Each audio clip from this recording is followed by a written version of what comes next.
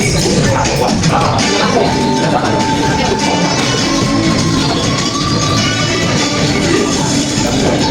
nyeritain tadi videonya gambarnya tentang apa? Alam. Namanya Bulan. Ya betul. Kita beri aplaus terlebih dahulu. Jadi benar banget ya, tadi itu videonya menggambarkan tentang keanekaragaman hayati yang ada di Indonesia kayak gitu. Baik itu keanekaragaman flora. Flora itu apa flora? Pisang ambel tahu? Pisang koko tahu?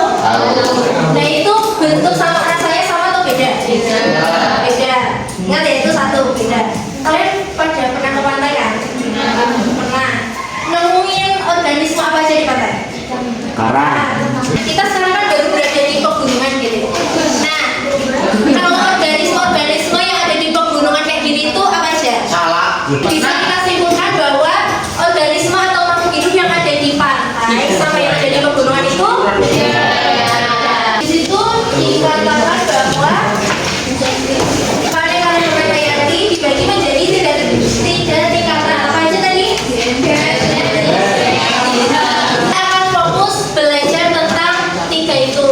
Sekarang pertanyaannya adalah gimana sih makhluk hidup ataupun organisme itu dikatakan ini masuk tingkatan diamnya, ini masuk tingkatan yang jenis, ini masuk tingkatan yang ekosistem. Nah, perbedaannya seperti apa, karakteristiknya seperti apa, supaya kalian lebih jelas, nggak mau bagi kalian jadi anak kelompok. Mau diulang berapa kali ini? Kita bacakan ya. Tim 1 Daniardi, Novaliana, Melinda, Alzena, Mawar, Raul. Untuk tempat seperti biasa, sini kelompok 1, kelompok 2.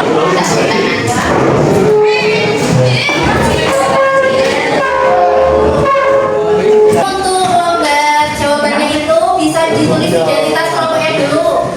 Boleh cari sumber referensi dari LKS, buku paket, dari HP, bebas. Nah untuk alat bahannya seperti yang punya kalian lihat di depan ya teman-teman.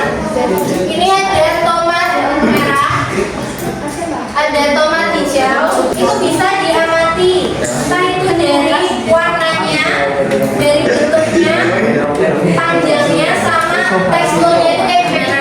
Tolong dicari yang pertama, nama ilmiah sama nama family.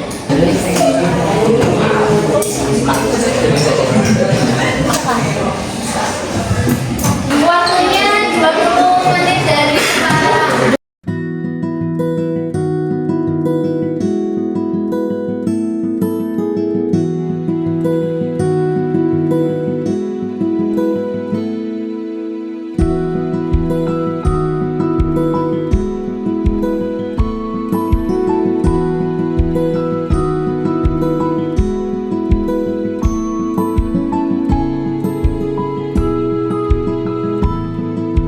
Satu tomat, mana tomat merah hijau. Ukuran keras, iya Tekstur tomat keras, dalamnya lunak.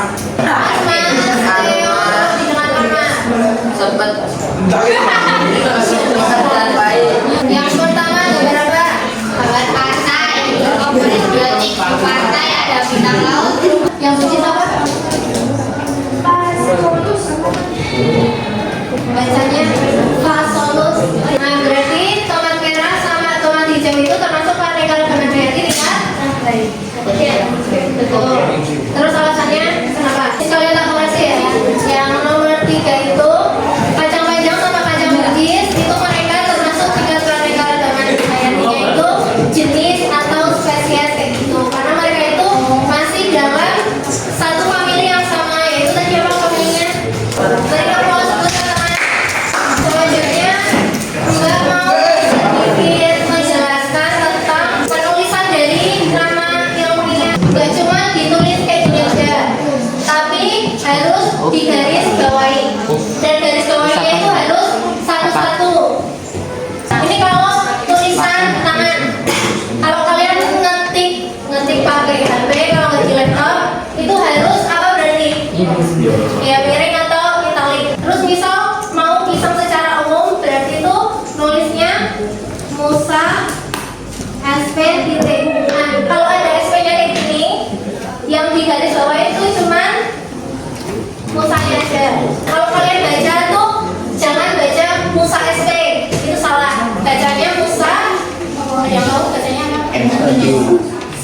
spesies. Capsicum, anum, terus ini ada L. L tuh nama penemunya, singkatan dari Linnaeus. Nah, kalau ada nama penemunya kayak gini, ini juga nggak di garis bawah. Famili dari kentang, kan namanya tuh ini bacanya itu bukan Solanaceae, tapi Solanaceae. Nama ilmiah atau nama spesies ini kan dia harus ini, jadi makanya di garis bawah. Kalau nama famili atau nama genus saja itu nggak usah dimiringin. Nama ilmiah atau nama spesies itu kan terdiri dari dua kata nih. Ada yang tahu ini disebut apa? Ini disebut apa? Yang depan ini itu adalah nama genusnya, sedangkan yang belakang ini itu adalah nama petunjuk spesies atau yang lama atau yang disebut epitet. Nah, jadi yang kalian kerjakan di tabel pertama itu semuanya baik antara tomat merah sama hijau, cabai keriting hijau sama merah, sama yang terang tadi ungu hijau sama yang bulat, itu masuk tingkat keanekaragaman. Variasi genetiknya itu masih dalam spesies yang sama, yang menyebabkan tadi warnanya beda, bentuknya beda. Kalau yang kacang panjang sama buncis itu tadi masuk tingkat keanekaragaman hayati, jenis atau spesies. Karena mereka ini udah beda spesies, marganya juga berbeda. Yang satu Vigna, yang satu Phaseolus. Tapi mereka berdua ini masih dalam famili yang sama, yaitu Fabaceae. Kalau di keanekaragaman jenis itu mereka itu masih dalam genus atau famili yang sama. Ada Musa acuminata sama Musa parasymbiata. Nah, itu sudah masuk keanekaragaman hayati tingkat apa?